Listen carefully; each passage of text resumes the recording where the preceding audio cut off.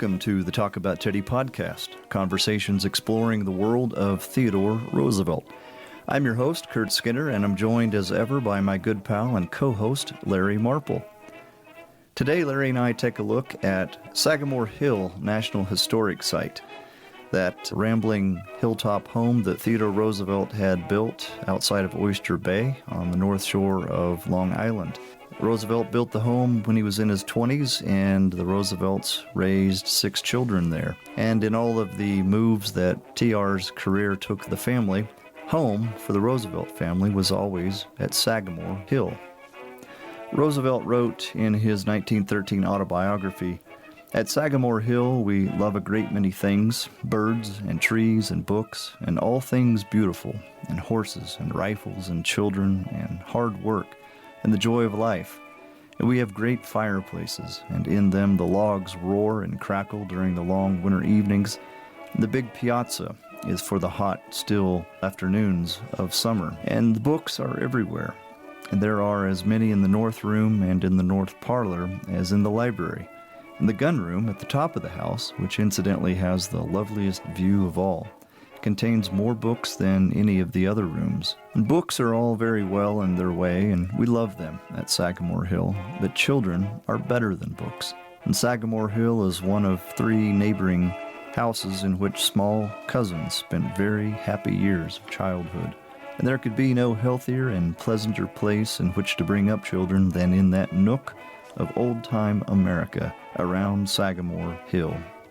In his final evening of life on the 5th of January 1919, Roosevelt said to his wife Edith, "I wonder if you'll ever know how I love Sagamore Hill." Recently, Larry and I had the wonderful opportunity to get an insider's perspective from some folks who do the day-to-day work at Sagamore Hill National Historic Site. Larry, could you tell our Talk About Teddy listeners about today's guests? Yes, Kurt. We are delighted to have 3 members of the staff from Sagamore Hill National Historic Site. Clare Connelly, Chief of Cultural Resources, Bethany Cecere, an interpretive ranger who works in collections, and Lindsay Davenport, the museum technician. So welcome to the Talk About Teddy podcast. Oh, thank you. Sorry. That's fine. We're not good at this. Oh, it's going great.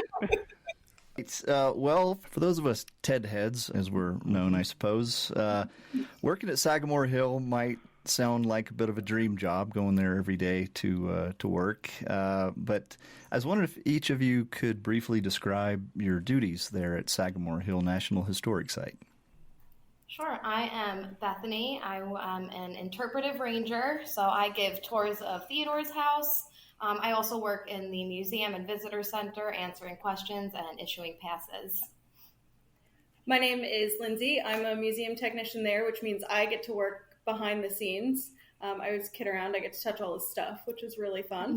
But I also, it's great. And I help take care of the house and the collections and the archives. And I also have helped out with interpretation before, and I also help run the social media accounts as well. I'm Claire. I'm the Chief of Cultural Resources, so I work with Lindsay and all of our management team here to take care of all of our cultural resources, which include the historic buildings, the historic grounds, and the museum collections. Wonderful. Oh, as I said, and I didn't mean to interrupt earlier, I am jealous. It is a pretty good job. Oh, yeah. Oh.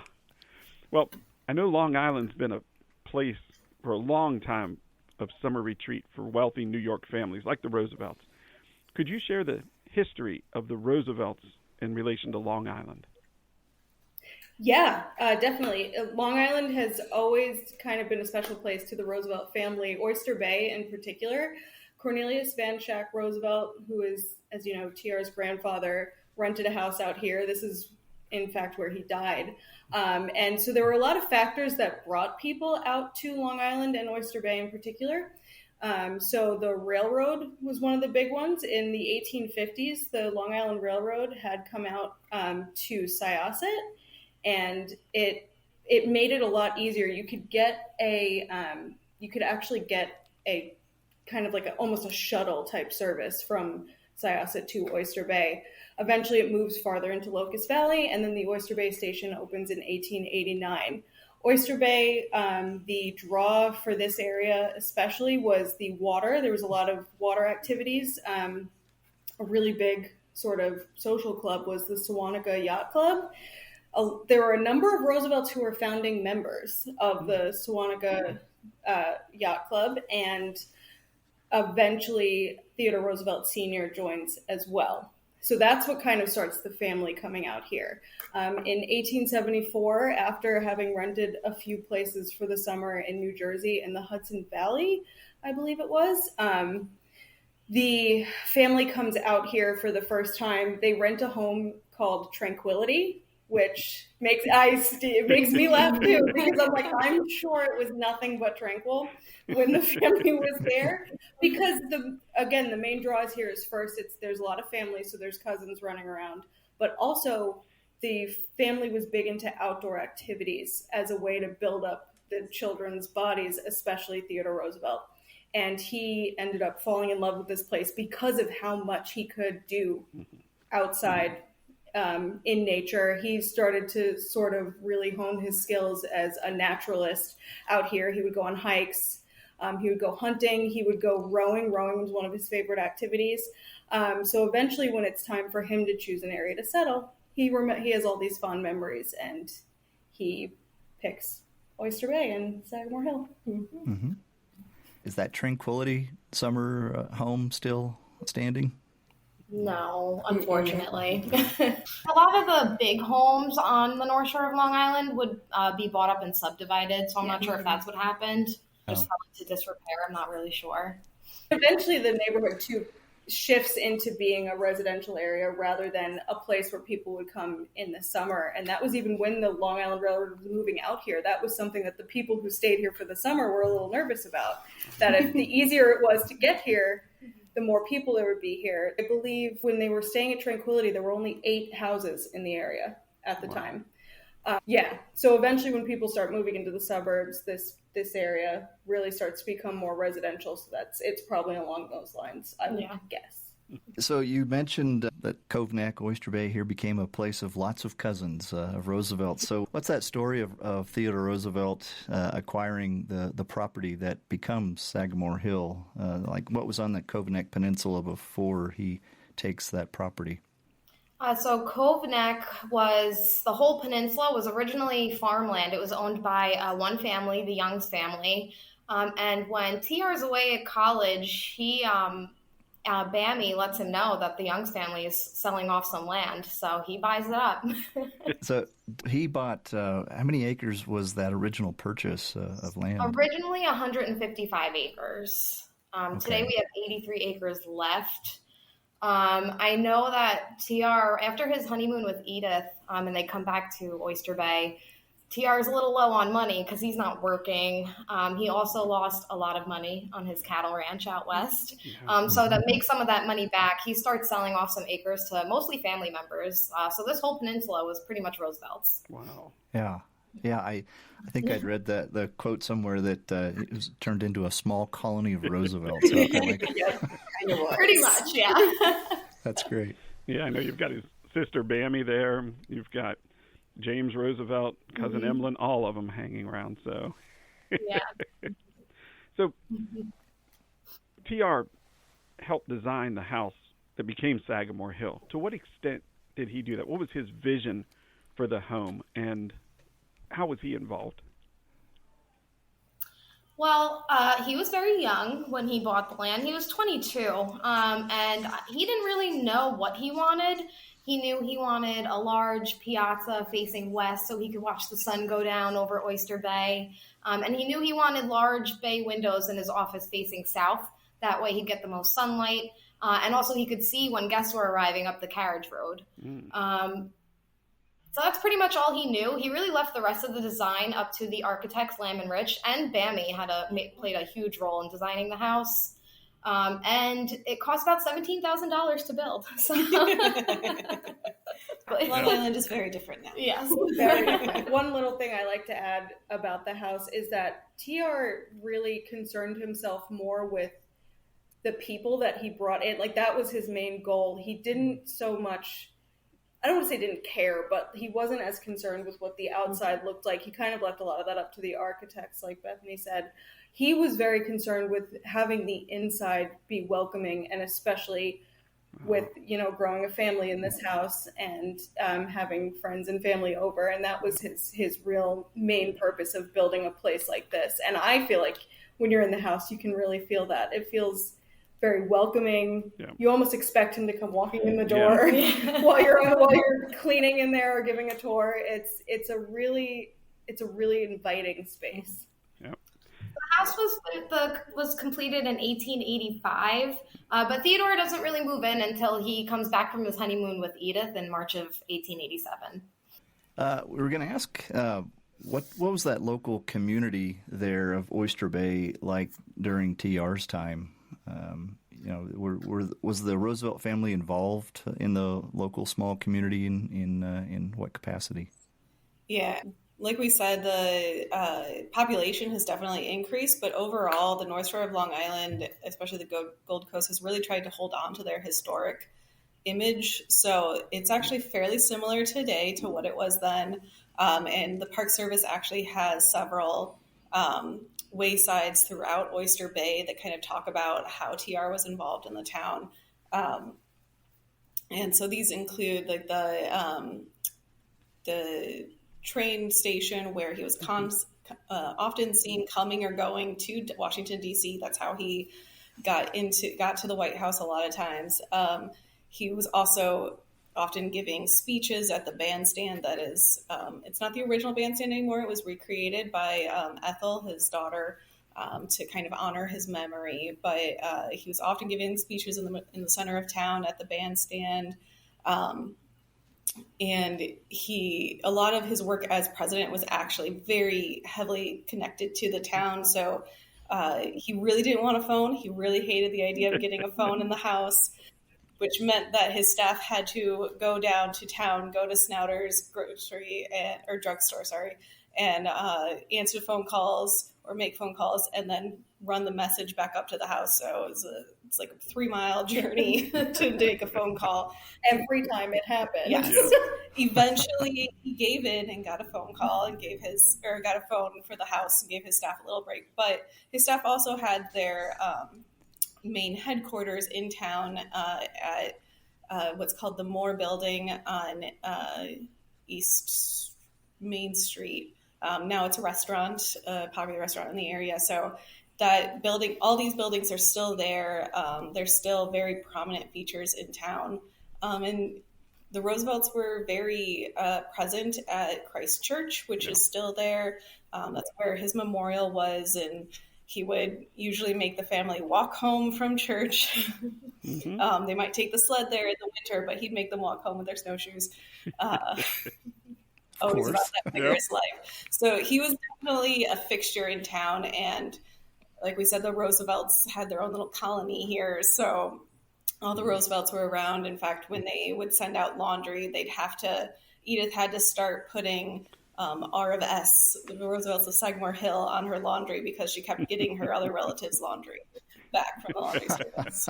That's a good They story. were very, very prominent in the community. Yeah. Well, I know you mentioned Christ Episcopal Church, and we visited there in December of 2019.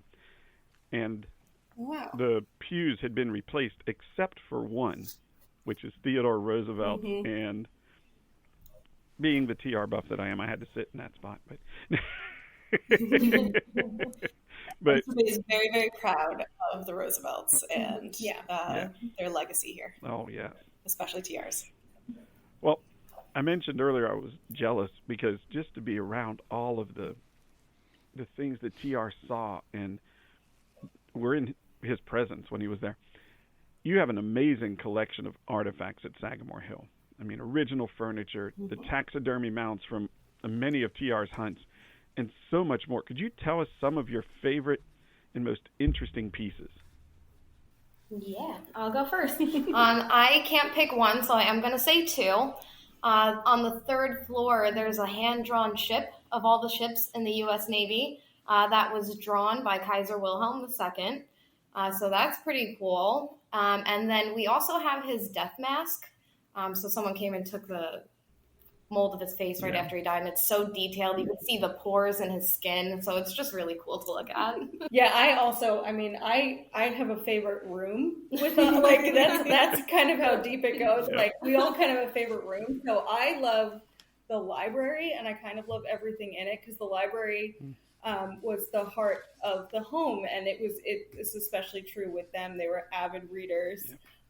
And so the objects that are in the library, and because this house was pretty well photographed as well, we know that these are what was in the library. They were all objects that were personally important to the family, and kind of putting that against the North Room is an interesting one because the North Room is very much like a trophy room. So that's like nationally important objects. Yeah. So like one of my favorite objects in the library is this flagon. It's a drinking flask from Norway that was given to him by the king when he was on his European tour. Mm-hmm. And there's a fun story with that in that he met the king's 6-year-old son and got on the floor and immediately started playing with him and then did it again at a funeral later on. So it's very well documented, not to get too far into it, but it is a fun story. And I love that it shows his personality because all his kids were older, and he immediately got down and played with this child. And it was given to him because the king said he'd never met somebody who wasn't from the area that knew so much about the mythology. So there's a lot of mythological figures on it, and it's a really cool piece. Wow. Mm-hmm. That just sounds like TR crawling around on the floor playing with children. That is perfect. Yeah.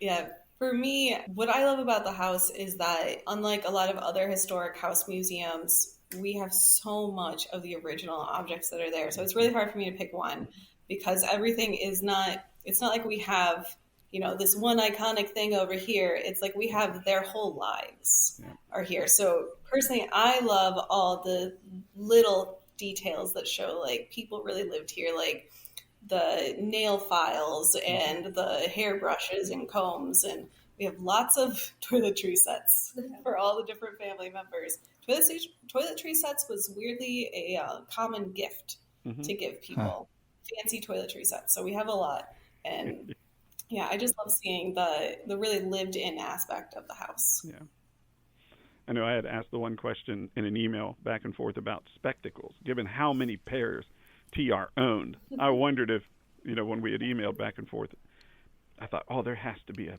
big collection of these, but it sounds like something the family went,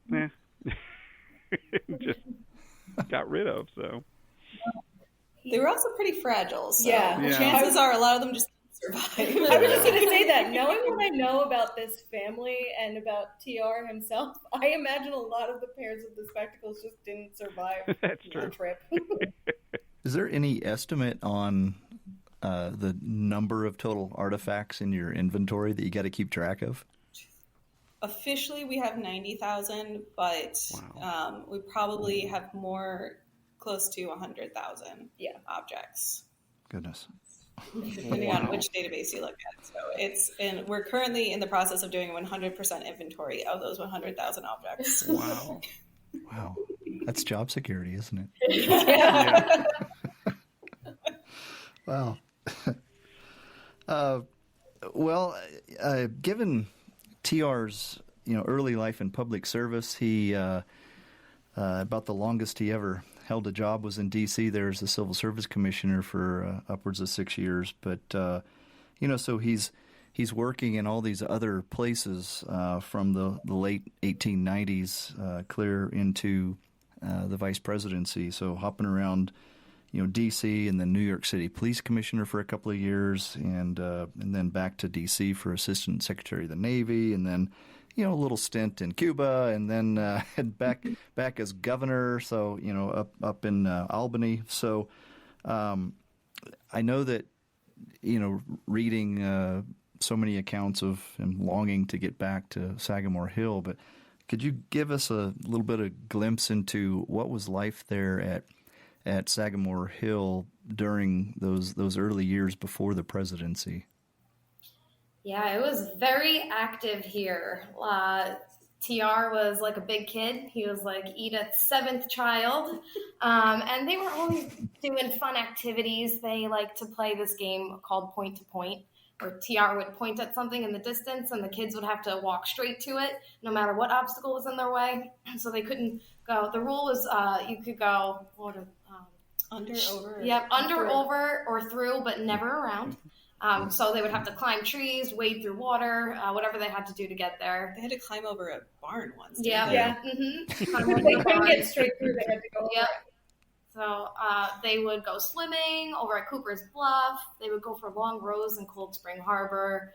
Go hiking. They would have long picnics on the beach. So they were always doing something, and it always involved the children. Horseback riding, hunting. So. Mm-hmm.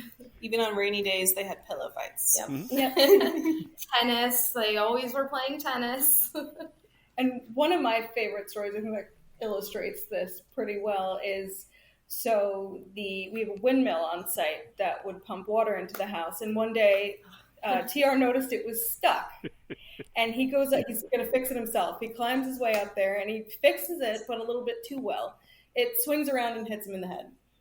So he's bleeding now, and he's going into the house to get Edith's help. And Edith is quoted as saying, "Oh, Theodore, I do wish you would do your bleeding outside. You are ruining my carpets." Yeah. And he had an axe for every day of the week. He would go out. If he was getting antsy, she would send him out to cut down trees. To help his staff do chores around the grounds. And I think he would get in trouble because the telephone company would put the telephone wires on trees, and he'd go out and cut the trees down that had the telephone wires on them. So he'd be getting in trouble with the telephone companies a lot. And with Edith as the chief forester of the And property. Well, speaking of Edith, she was a much better manager of money and things than TR was. What was her role in managing the household and the finances? I mean, you hit the nail on the head. She managed the household and the finances. He was notoriously terrible with money. She ran that house from the drawing room, from her desk in the drawing room, which is there today. And she was doing the shopping. She would help plan the menus. She was working with house staff. So she was the beating heart of that home for sure. And a cool thing we have in the archives is we have a lot of her financial ledgers and her record keeping books. And I always say, when you can decipher them, they're very cool. Yeah. It takes a minute because it's a very much like, well, I know what I mean. Yeah. And she just like notates something, and it takes me a second to like, oh wait, that goes with something on the next page. But once you can kind of figure it out, it is really cool to see. And she did well at managing the house, and it was really well run, and it did give him the ability to, do what he had to do, run the country, do his speaking engagements, kind of be that Theodore Roosevelt that we know of today, and that image we have in our head, I don't think could have happened without Edith. And I feel like I can say that. I feel like he would agree. Oh, yeah. So part of that work that Edith had to do, as you said, was managing a fairly sizable staff. I was wondering to what extent is the household staff interpreted there at Sagamore Hill? So I always talk about the servants when I'm giving tours, and it's usually when I'm up on the third floor because that's where they lived. They usually had 5 to 7 single female servants that would live and work inside the house, mostly Irish immigrants. And they were pretty good to their servants. If you've ever been there and seen their rooms, they had really nice rooms. Their cook, Annie O'Rourke, was with them for 30 years. She even followed them over to the White House. And of course, James Amos was a really important member of the household. He even comes back. He gets his own job at a detective agency, but comes back to help take care of TR when he's coming close to the end. So we do definitely talk about them. We don't know too much about them. A few weeks ago, tried to do a whole social media post about Annie O'Rourke and really couldn't find too much information on her, unfortunately. But we try to mention them when we're back by the kitchen, too, because they were doing all the cooking. So we definitely try and interpret them as best as we can with what we know. And Edith was proud that she never had to learn how to cook. Yeah. Theodore would often say that he was better in the kitchen than she was. Oh yeah. In Virginia, he would fry chickens up. Yeah. Fried chicken and baked beans, that was his. And apparently Edith loved it, so. And there was a groundskeeper as well. They had his own residence. Is that correct? He's often referred to as Gardner Davis, unfortunately. His first name, I know it, and I just can't think of it off the top of my head. But we have what we call the Gardner Shed. So he only lived there in the warmer months. But he did live there with his sister in the shed. It's a nice sized shed, and there was a stove in there and a loft for their bedroom.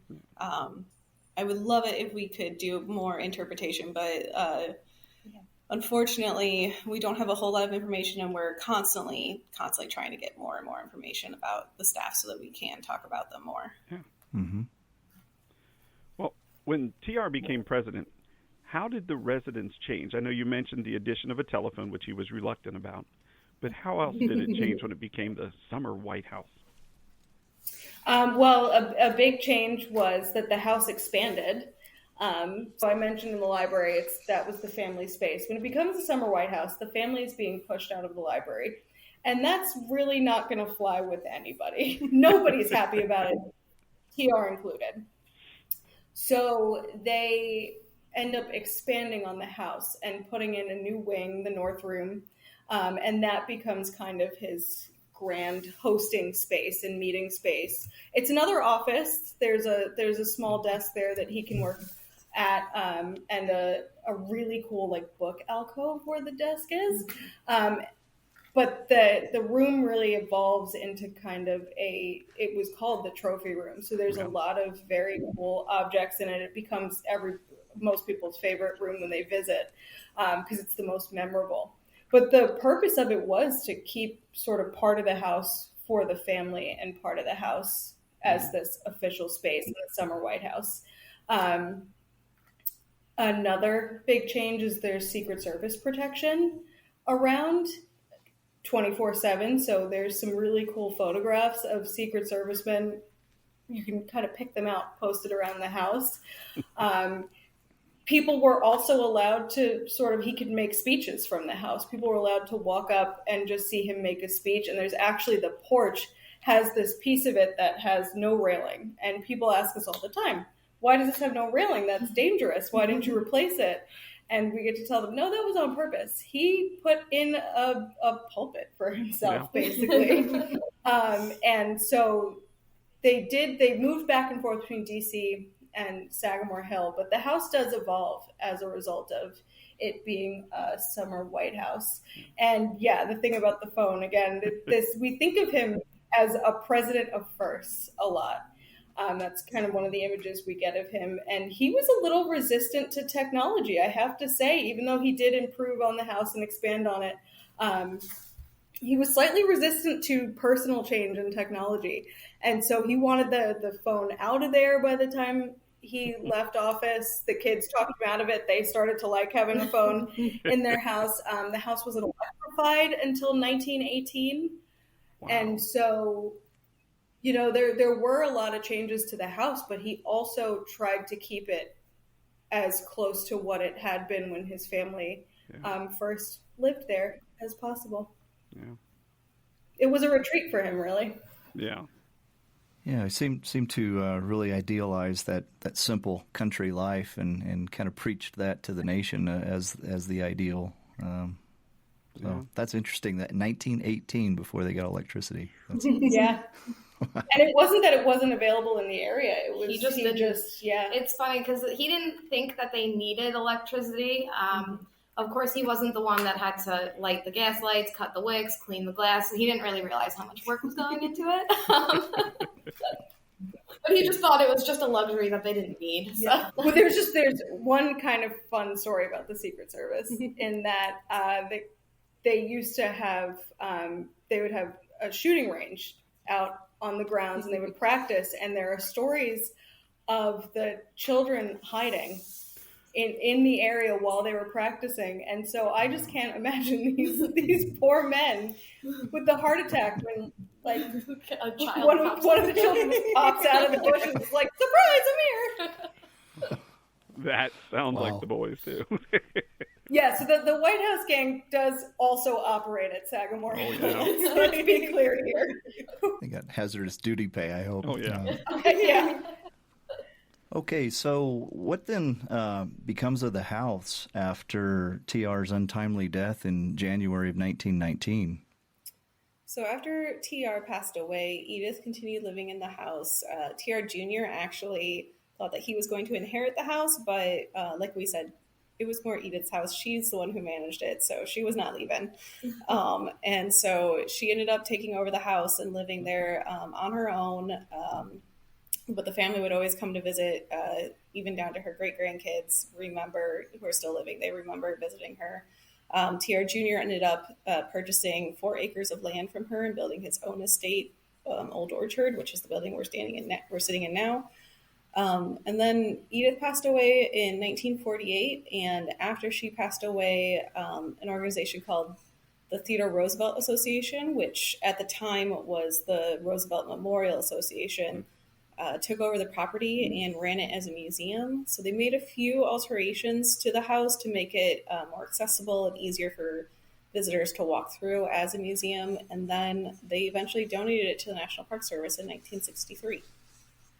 So you mentioned some of the renovations they did. I know the house recently underwent extensive renovations. Can you tell us about the restoration and the ongoing maintenance? So the restoration did a lot of work to sort of update some features of the house that were starting to fall into disrepair. There was work done kind of all over the place, a lot of plaster work. But the biggest thing was that it installed an HVAC system. It doesn't really provide humidity control, but it does allow us to control what air is coming in and out of the building to help protect the objects a bit better. In terms of upkeep, though, that is a daily struggle. It is a much older house, and the Roosevelts were not gentle folk. They ran ragged throughout that house. So there's a lot of constant work happening every day. That's a big part of Lindsay's job. There's cleaning that happens every day. We have a lot of bug work that we have to do. We have a Japanese beetle issue here, so we're constantly catching them. Thankfully, they don't do a lot of damage to the objects, but they're just kind of everywhere. Yeah.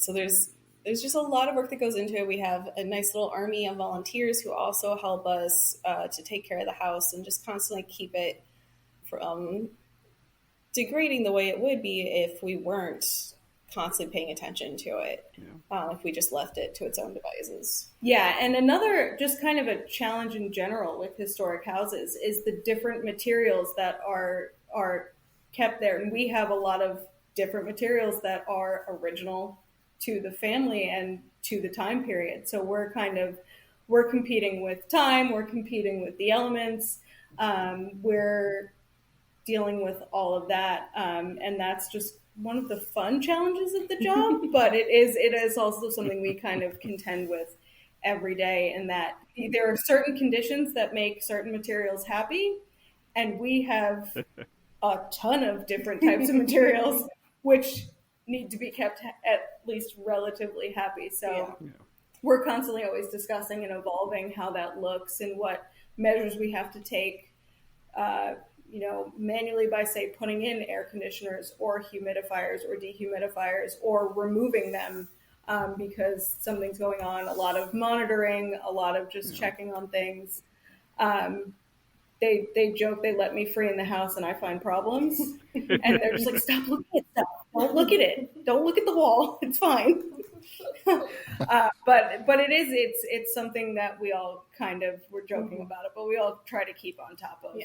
And we have a great team here of people who are very passionate about history and about preserving heritage. So our maintenance crew is great at responding anytime we have small issues that they can easily take care of, like floorboard nails coming out of the ground that are snagging on people's feet, get fixed really quickly. And the interpretive staff is constantly alerting us to different things that we should probably be aware of. And then we have some historic architects who are kind of on call to advise us whenever we have problems that we can't fix in-house. So it takes a village to take care of one house. Yeah. When we find things, it gets taken care of really quickly.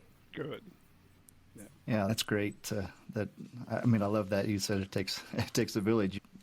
What is the size of the permanent staff there at Sagamore Hill?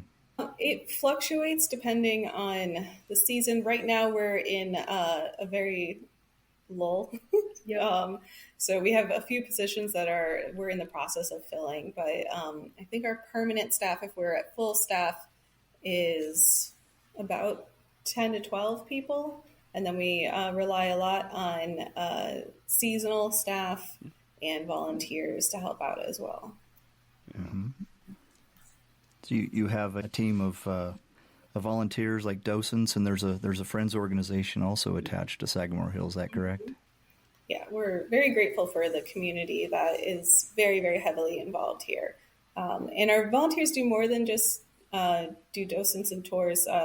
Some provide tours, some work here at the museum to provide information to visitors. Some help the curatorial staff with cleaning and maintaining the house. And we even have a maintenance volunteer who basically a lot of the painting that you see around the park is done by our maintenance volunteer staff. That's wonderful. That is. So what tips do you have for our listening audience here who might be planning a visit there to Sagamore Hill this year? So definitely the most important thing to know is that if you want to tour the house, you have to go to recreation.gov to get tickets. We don't sell tickets on site, which lets a lot of people down when they get here because the tickets do sell out pretty quickly. So it's very rare you can come here on the day of a tour and get tickets to a tour. So definitely go to recreation.gov. There's certain information that talks about how and when the tickets get released. So I'd read through all the need to knows on recreation.gov. Feel free to bring your dogs. Just make sure you clean up after them. Don't be afraid to come into the museum and talk to the rangers. Most of us love talking to people. So. Yeah, this park is definitely a dog walker's paradise. We have so many dog walkers every single day. And I think it's easy for people to get distracted by the big, gorgeous house and not realize that we also have the Old Orchard Museum plus several trails. And so coming out to the museum is a great idea and getting to see everything we have over here as well.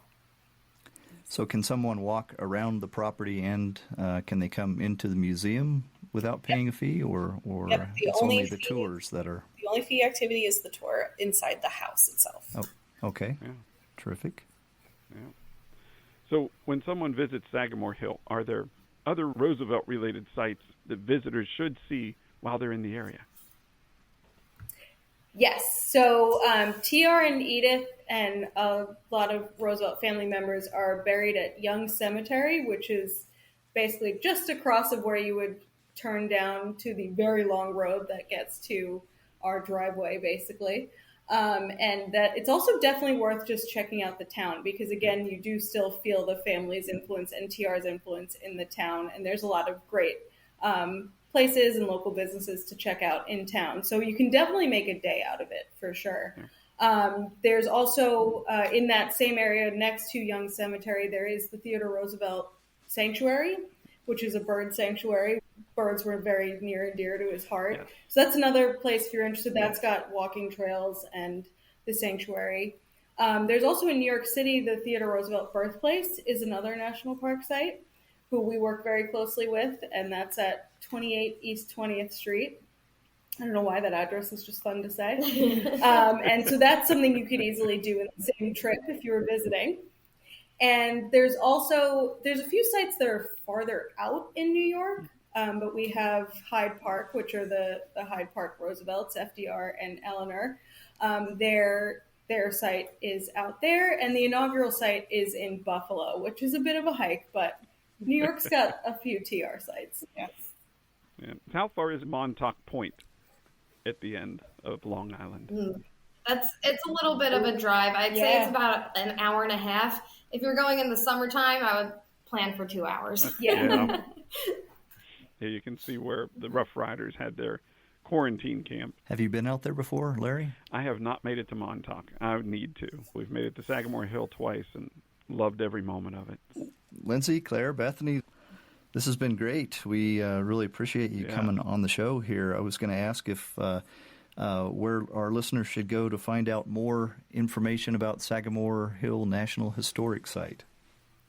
So you can check out our website. That would be the first place I would send you to. So that's nps.gov/SAHI.